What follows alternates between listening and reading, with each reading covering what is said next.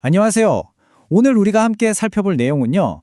대한민국 기업의 안전 문화를 완전히 새롭게 정의하고 있는 법, 바로 중대재해처벌법입니다. 이 법 때문에 이제 안전이라는 단어의 무게가 완전히 달라졌다고 할 수 있죠. 이 법의 가장 근본적인 아이디어는요, 안전을 바라보는 관점 자체를 바꾸는 것에서부터 시작합니다. 단순히 지켜야 할 규정 혹은 어쩔 수 없이 드는 비용, 이런 개념이 아니고요.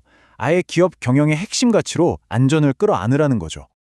바로 이 한 문장이 이 법이 추구하는 철학을 가장 잘 보여주는 것 같아요. 안전을 잘 지키는 것이 더 이상 비용 낭비가 아니라 우리 회사의 가치를 높이고 결국엔 더 큰 성공으로 이끄는 핵심 경쟁력이 된다는 의미입니다.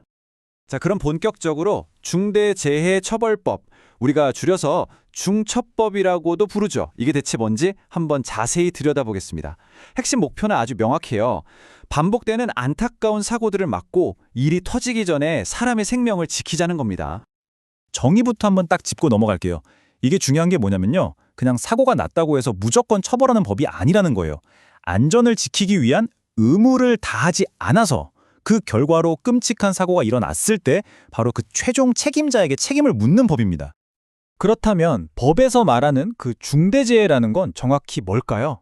이 법은 책임의 범위를 두 개의 아주 큰 영역으로 나눠서 보고 있습니다. 하나는 회사 안에서 일하는 우리 근로자들이고요. 다른 하나는 회사 밖의 일반 시민들입니다. 자, 이 그림을 보시면 한눈에 이해가 되실 거예요. 왼쪽은 일터에서 발생하는 중대산업재해고요.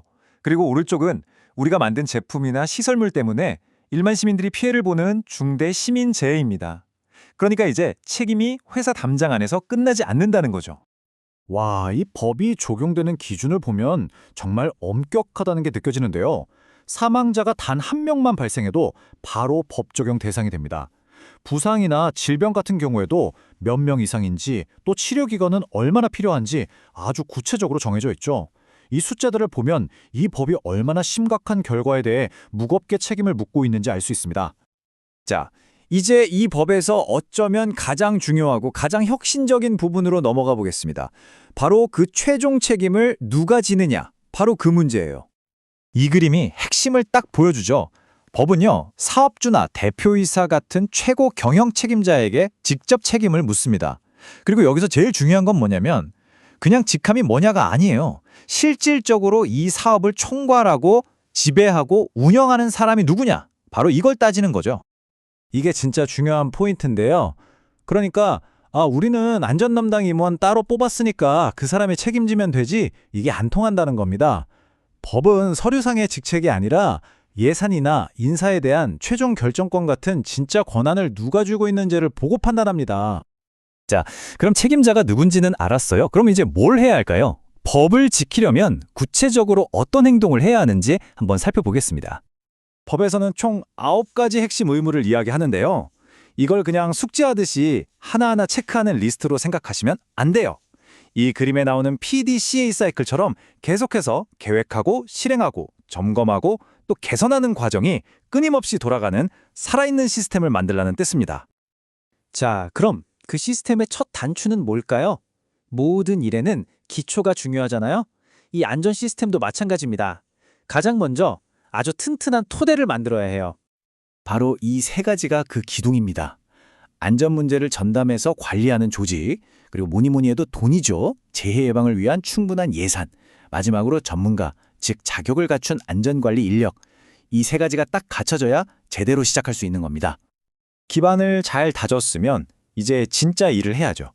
시스템의 심장부라고 할 수 있는데요. 사고가 터진 다음에 수습하는 게 아니라 터지기 전에 미리 움직여서 막는 것, 그게 핵심입니다. 그 과정이 이 슬라이드에 잘 요약되어 있는데요. 법에서는 이걸 최소 6개월에 한 번씩은 꼭 하라고 정해놨어요. 우리 현장에 어떤 위험이 숨어 있는지 확인하고 그걸 없앨 방법을 찾아 개선하고 그리고 그 방법이 진짜 효과가 있는지 다시 점검하는 거죠. 이 세 가지가 계속해서 돌아가야 합니다. 그리고 이건 그냥 한 번 하고 끝내는 행사가 절대 아니에요. 이 체크리스트처럼 위험 요인을 확인하는 것부터 시작해서 현장에서 일하는 직원들 목소리도 듣고 비상대응 매뉴얼은 잘 작동하는지 점검하고 이 모든 게 정기적으로 반복되어야 하는 하나의 약속 같은 겁니다. 자, 그런데 만약에 이런 의무들을 제대로 지키지 않으면 어떻게 될까요? 지금부터 그 무서운 대가에 대해 말씀드리겠습니다. 결과는 아주 혹독합니다. 이 슬라이드를 보시면 아시겠지만 책임은 크게 두 갈래로 나뉩니다.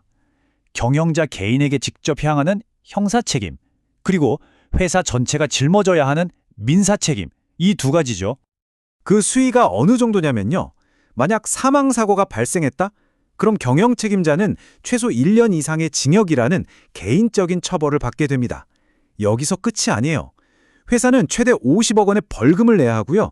심지어 실제 손해액의 최대 500까지 물어줘야 하는 어마어마한 징벌적 손해배상까지 따라옵니다. 이렇게 책임이 막중한 상황에서 그럼 기업과 경영진은 뭘로 스스로를 지킬 수 있을까요? 바로 최후의 방어선이 있습니다. 그게 바로 기록입니다. 법은 안전 교육을 받는 것뿐만 아니라 우리가 지금까지 얘기했던 그 모든 안전 활동들을 하나도 빠짐없이 문서로 남기라고 요구합니다. 그리고 그 기록들은 최소 5년 동안 보관해야 하고요. 이 문장의 무게를 한번 느껴보세요.